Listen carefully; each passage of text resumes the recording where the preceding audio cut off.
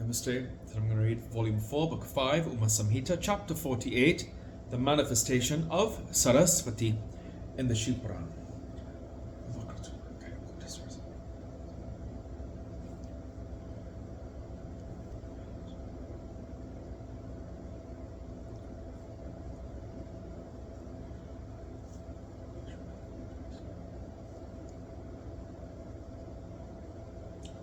Hari Om Tat Sat. The king said, O holy lord, O Brahmin, what did Sumba, the suppressor of the gods, do on hearing that Dhumraksha, Chanda and Raktabija were killed by the goddess? Please tell me this now. I desire to hear the purifying tale of the goddess, the cause of the universe. The sage said, O king, on hearing that the leading deities had been killed, the great Asura of commendable valor ordered his invincible followers, who were thrilled at the very mentions of the war. At my behest, the deities born of the race of Kalaka have all assembled here with their armies, and along with Kalakias, Mauryas, Dhauradas, and others. Let them march on with hopes of victory. After ordering the demons, Shumba and Nishumba mounted on their chariots and set out. Their armies too followed them like swarms of moths rising up from a mountain, definitely for their destruction. Mardangas, Mardalas, Bhirikas, Dhindimas, Jharas, and Anakas were sounded. The warmongers rejoiced in the battleground. Those who were afraid fled away for their life. Clad in their martial dress, the soldiers came in their healthy spirits to the battleground, holding various weapons and missiles. They teased one another, each eager for his victory.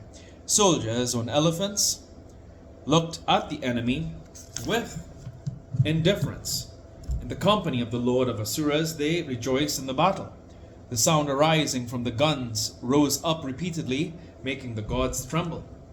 A great darkness enveloped the sky. Even the chariot of the sun was not visible. Foot soldiers set out in excessive numbers, desirous of victory. Soldiers in chariots, on horsebacks, elephants, and others set out joyously in crores and crores. The rotting elephants, like massive black mountains, spread their trumpeting sound in the battlefield. Camels, resembling small hills, produce hoarse sounds from their throats.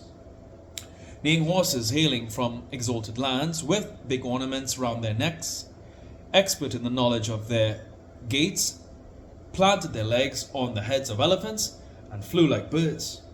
On seeing the army of the enemy advancing thus, Ambika kept her bow well strung. She sounded her bell that distressed the enemy. The lion too shook his manes and roared. Seeing her bedecked in the fine ornaments, holding weapons, and stationed on the Himalaya mountain, Nishumba spoke words full of sentiments, like a man clever in understanding the emotions of beautiful women. Even a petal of the Malati jasmine flower thrown on the beautiful body of woman like you may distress you. O goddess, how will you carry on a terrible war with the self-same handsome body of yours? After saying thus, the great Asura became silent. Chandika spoke to him. O foolish Asura, why do you prattle in vain? Either fight or else return to Patala. The heroic demon, becoming infuriated, made a wonderful shower of arrows on the battlefield, just as masses of clouds shower water during rains.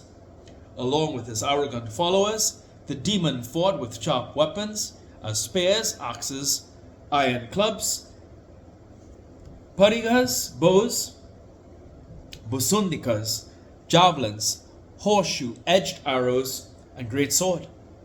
In that war, great elephants, looking like black mountains, with foreheads pierced, ran here and there. The banners of Shumba and Nishumba, white like flying cranes, fluttered here and there. The demons were shattered by Kalika like fishes. The dreadful horses were beheaded and killed in the battle. The other demons were devoured by the lion. The battlefield, streams of blood flowed. The dead soldiers floated. Their tresses of hair resembled the moss. Their upper cloths resembled the white foam. A great fight ensued where soldiers of equal rank fought with one another. The cavalrymen fought their counterpart, the elephant riders with those on elephants, the charioteers with those on chariots, and the foot soldiers with foot soldiers. Then Nishumba thought to himself, a terrible period has set in now. Even a poor man may become rich, and a rich man poor, if the time is adverse. A senseless fellow may become intelligent, and an intelligent man dull. A wicked man may be praised by the noble.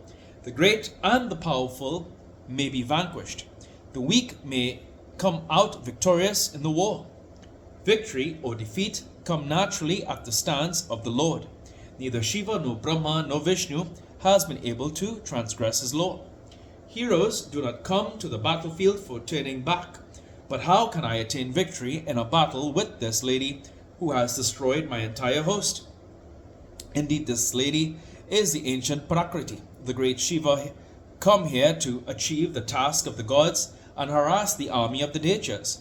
She can never be an ordinary woman. Is it inglorious to be killed by a woman, or to kill a woman for those who desire to taste the pleasures of war? Still, how shall we show our faces to the king of Asuras without fighting? After thinking thus and sitting in a great chariot, driven by a charioteer, he hastened to the spot where the lady consort of Shiva was present, the goddess whose youth was sought after by the celestial damsels. He addressed her thus, O goddess, of what avail is it if the mercenary soldiers are killed? If you desire to fight, let both of us, clad in martial dress, fight with each other. The goddess addressed Kali then. See the foolish ambition of the two Asuras. Time, the instigator of good and bad actions, renders the mind work in a different way when adversity is imminent. Then Nishumba attacked Chandika as well as Kali with thousands of arrows. With the volleys of her arrows, Shiva split into 1,000 pieces, the arrows discharged by the Asura. He then lifted up his lustrous sword along with the shield and struck the lion on its head. With her great sword, she split it too at the woodcutters do to a tree with the axe. When the sword was split, he thrust an arrow into her chest. The arrow too was cut. He then hurled the trident, which powdered it with her fist. Prepared to die, the heroic Asura seized a mace and rushed at her. She reduced the mace into powder with the edge of her trident. The demon shattered the trident with another mace. Then she struck Nishumba with her sharp, terrible, serpentine, poisonous arrows that were accustomed to drink the blood of Asuras, and brought him down to the earth. When his younger brother of great honor and strength fell, Shumba was furious. The 8-armed demon seated himself in a chariot and came to the place where Shiva was present. She blew the conch. Arindama produced unbearable bow twang. The lion, shaking its mane, roared. The whole sky reverberated with the threefold round. Then the mother of the universe laughed boisterously, making all the demons tremble with fear. The gods shouted cries of victory when she challenged the Asuras in the battle. The king of Dechas hurled a spear of shining flames, which was struck down by a meteor. Shiva shattered the arrows discharged by Shumba. He too split the arrows discharged by Shivani into 1,000 pieces. She lifted up her trident and struck the great Asura. He fell down unconscious, shaking heaven and earth along with the ocean, like a mountain whose wings had been chopped off by Indra. Suffering the pain arising from the trident, the powerful demon, the suppressor of the gods, created 10,000 hands and struck Kali and Chandika along with the lion by means of his discus. Splitting sportively the discus hurled by him, she hurt and struck the Asura with the trident. Thus both of them met their deaths at the lotus hands of Shivani that sanctified the universe and attained the great region. When the powerful Nishumba and Shumba of terrible exploit were killed, the Dechas entered Patala. Others were devoured by Kali's lion. The remaining Asuras, being excessively frightened, fled in the quarters. The rivers were clear, water flowed along their paths, the winds blew very gentle to the touch, the sky became clear. Sacrifices were revived by the gods and the sages. Lord Indra and the gods felt blissful again. O Lord, this story of Uma is holy and miraculous. It describes the destruction of the king of Dechas. He who regularly reads this with faith enjoys all worldly pleasures, inaccessible even to the gods, and attain the abode of Uma hereafter by the very grace of the goddess. Thus was the goddess slayer of Shumba born. She is said to be Saraswati. O king, she has manifested herself as part of Uma. Footnotes 87. In respect of this house, no details are available either from the MB or the Puranas. The MB is Mahabharata. 88. Kalakya's descendants of Kalaka, wife of Kashyapa, are often mentioned as powerful demons in the Mahabharata and the Puranas. Mauryas are the descendants of the Asura Mura, who is generally mentioned in connection with Pragjyotisa. 90. Dauradas are the descendants of the Asura Dhurda. 91. It is the lowermost of the nether regions where Vasuki reigns over the Nagas.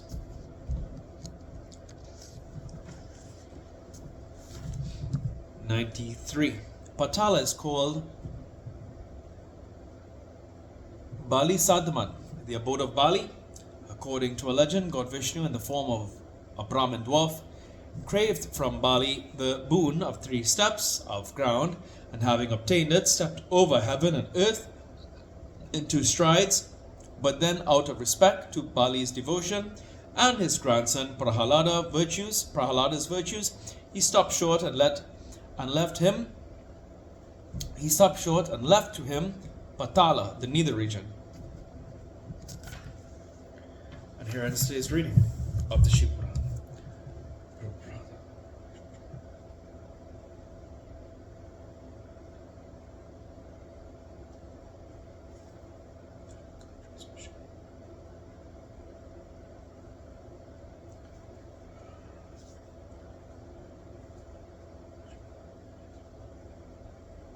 Hari Om Tat Sat.